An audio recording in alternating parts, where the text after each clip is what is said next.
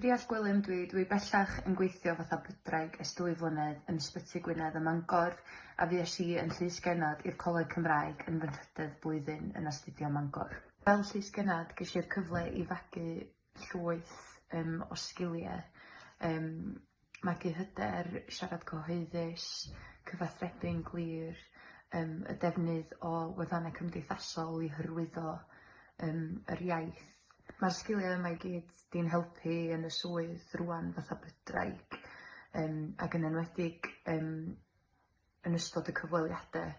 O'n i'n teimlo lot mwy hyderus yn mynd fewn i'r cyfweliad achos mod i di arfer siarad o flaen cynulleidfa. Tra'n gweithio fel Lysgennad nes i sylwi pwysigrwydd yr iaith Gymraeg a pa mor lwcus ydyn ni fatha Cymru yn bod ni'n ddwyieithog, a mae hyn yn rhywbeth dwi'n gallu i rannu a'i hyrwyddo yn yng ngwaith hefyd.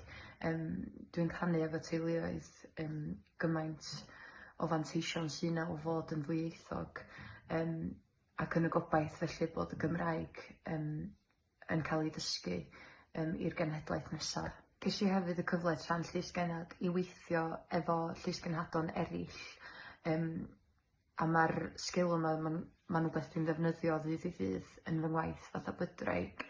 Da ni'n gweithio efo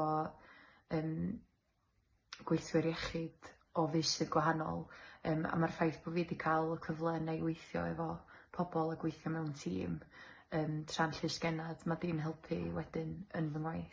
Un o'r pethau o'n i'n fwynhau wneud fwyaf fatha Lysgennad oedd Instagram takeovers.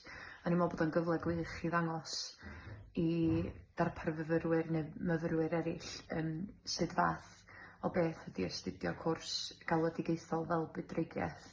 Gan bo fi hefyd yn Lysgennad yn ystod y cyfnod clo, nath o ddangos i fi pa mor bwerus mae gwefannau cymdeithasol yn gallu bod os dyn nhw'n cael eu defnyddio yn y ffordd gywir a cael effaith positif.